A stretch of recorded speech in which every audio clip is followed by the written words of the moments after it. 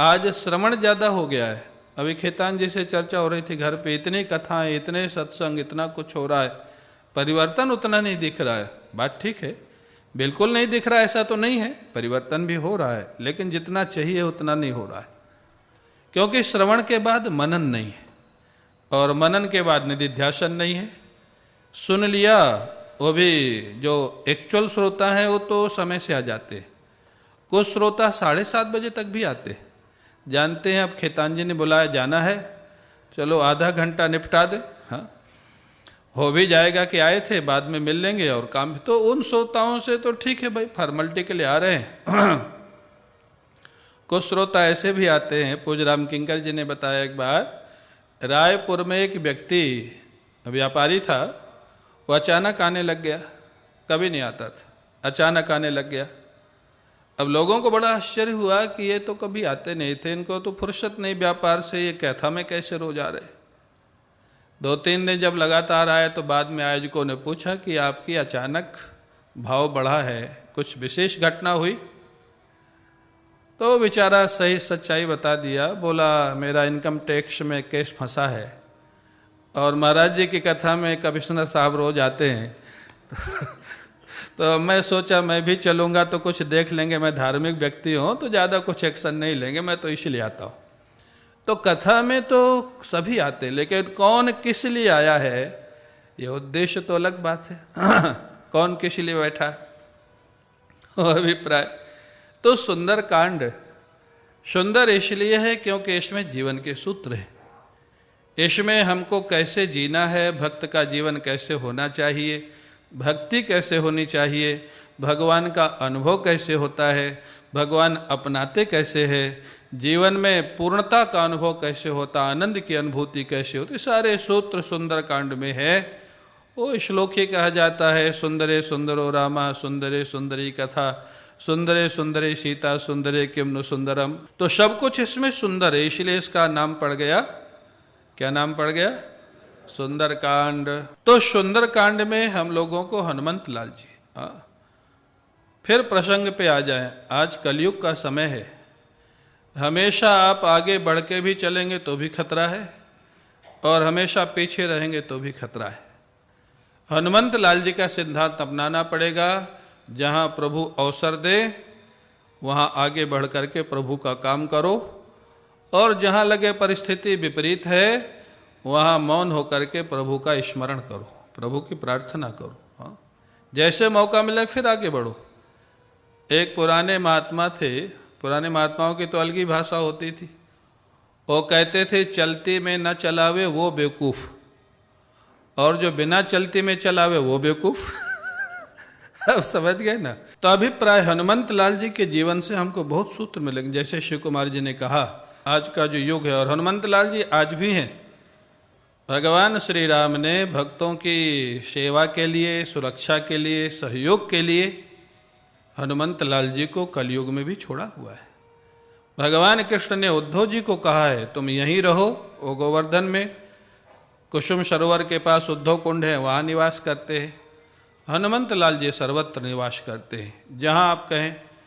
अच्छा, तुलसीदास जी को राम जी से किसने मिलाया था?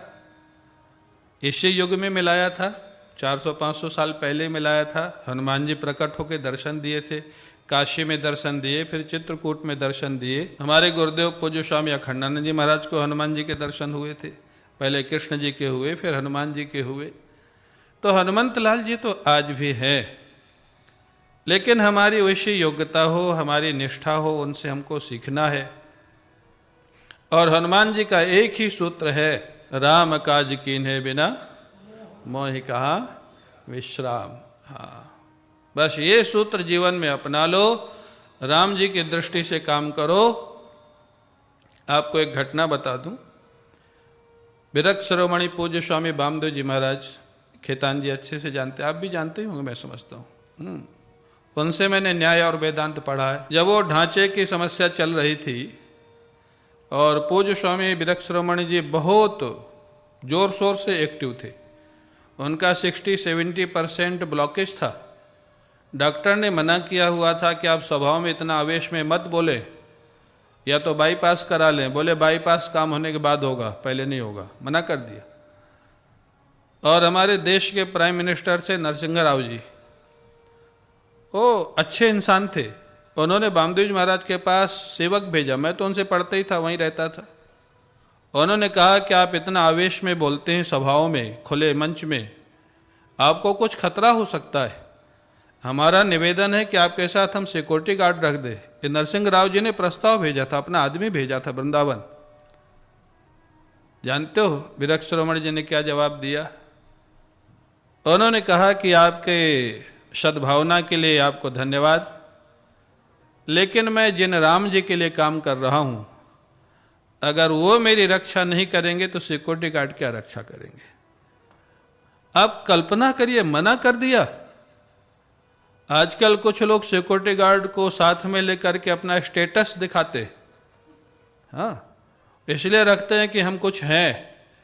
लेकिन सिक्योरिटी गार्ड, उन्होंने कहा अगर राम जी हमारी रक्षा नहीं कर सकते, जिनके लिए हम काम कर रहे हैं, तो सिक्योरिटी गार्ड से रक्षा नहीं होगी, मना कर दिया। और एक्चुअल उनका जीवन पूरा उसी के लिए समर्पित हुआ। उन्होंने हनुमान जी का, शायद आप लोगों को नहीं पता होगा, हनुमान जी का अनुष्ठान किया था। पूज्य रामकिंकर जी महाराज से पूछ के किया था कि हमारे काम में सफलता कैसे मिले, जो काम हम कर रहे हैं।